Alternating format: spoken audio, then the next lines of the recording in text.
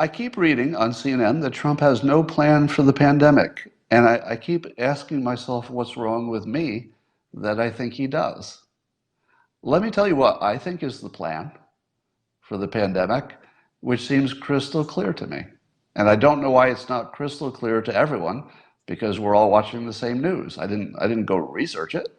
I just watched the news. Completely clear plan of how the United States is handling the pandemic. Now, do you think it's clear? I'm going to go through it, what I think is the plan. But is there anybody here who would say they don't understand the plan? I want to see in your comments when they catch up to real time. So here's what I think the plan is. They were always very clear from day one that keeping our healthcare system intact was going to be, and keeping people fed were the top priorities. Everybody's on board, right? It was very clear. We're going to make sure we feed everybody, and we're going to make sure that the healthcare doesn't collapse. And then we executed that plan. Did it work? Yeah, yeah. Not only did it work when things were far more uncertain, but it looks like it's going to continue working. So that's the first part of the plan. Hospitals and food, and nailed it.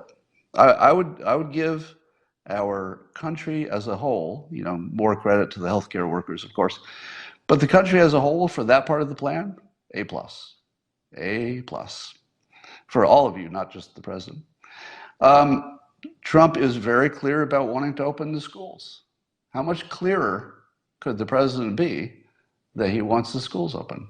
How is that not completely clear? Now, the states, of course, have individual, powers that they can do what they need to do, but it's also clear that the president has acknowledged that the states are the ones to make those individual decisions. But he's giving very clear guidance about the federal priorities, and I believe that that is correct, because states have a slightly different mission than the federal government. The states are not responsible for national defense. President Trump is responsible for national defense in addition to everything else. States don't have a national defense motive. They're more about making sure you got food and medicine and stuff. And I would argue that Trump, from the national defense phase, trying to keep schools open, keeping the economy as open as we can, with some pullbacks as needed, those things go right to national defense. And the president's completely clear about them. Got to get kids in school, got to keep the economy, humming, which helps to have kids in school, and that the economy is sort of the lifeblood that makes everything else possible. And if you break the economy more than it is, then nothing works. Nothing works. So from keeping the whole country intact, it makes complete sense that the president's preference for opening the economy, opening the schools, with casualties. With casualties. Nobody's kidding themselves. There will be casualties, but also casualties no matter what you do. So I think that's clear. And it also makes, as I said, perfect sense that the federal government has a different view of it than the states, and they have exactly the views you'd want them to have. You want the states focusing on the people. You want the president to focus on the people, but also national defense. So there's your difference. The president has said forever, as have the experts, that we're going to rapidly adjust. We're going to try it, adjust, try it, adjust. Have you seen that happen? Yeah. Yeah, we've tried things and we've adjusted. Tried things and adjusted, still doing it. Is that smart? Is that a good plan? Yeah, that's not just a good plan. That's like the best plan. You come up with a better plan in the face of complete unknowns. Come up with a better plan than trying things and quickly adjusting. There isn't one. That's the plan. It's the best plan. It's the only plan. And then, but there's this bigger question about, sort of an end point. How does this get resolved? Is any of what I've talked about getting us to something that could be described as an endpoint we're trying to get? Because I think that's where the disconnect is. And here's my take. Although this may not have been said explicitly, it seems obvious to me that the priority is to keep the economy alive as long as it takes to get to any combination of herd immunity, therapeutics that really kick butt, or a vaccine that really works. But the therapeutics and the vaccine are optional. You get that, right?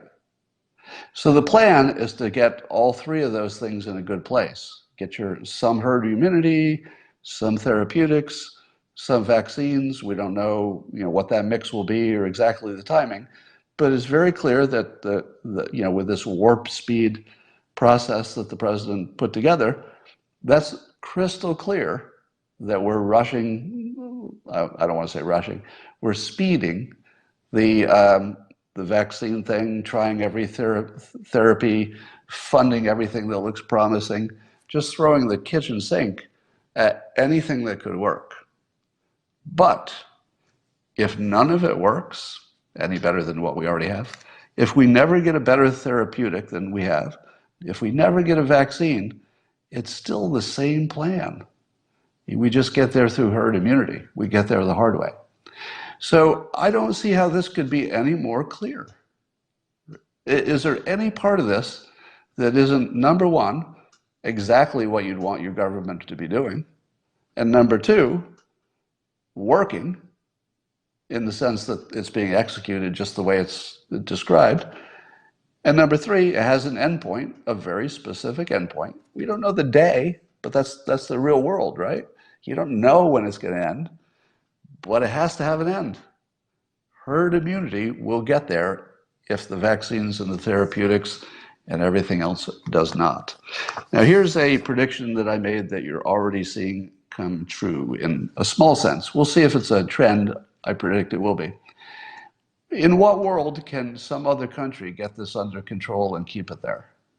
There is no world, there's no rational, logical way that some other country from the United States, let's say Australia, is going to get the virus under control and keep it that way under current conditions.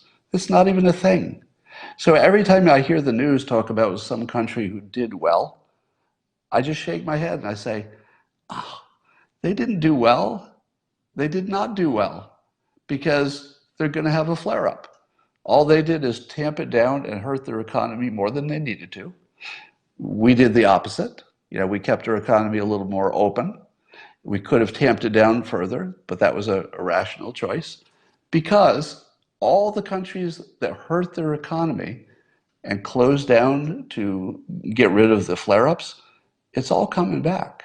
Everybody who closed their economy completely to try to get something like zero infections in their country was a complete waste of time because it's coming back. Until you have some technological breakthrough or something, I don't think it's going to happen quickly enough. So you're going to see flare-ups in other countries that by election day will make the president's performance look better by comparison. Because remember that the curves are not timed with each other. So at the moment, Australia is having a pretty bad flare-up. And they have somewhat draconian measures. Apparently only one of your members of your household can leave the house once a day. What?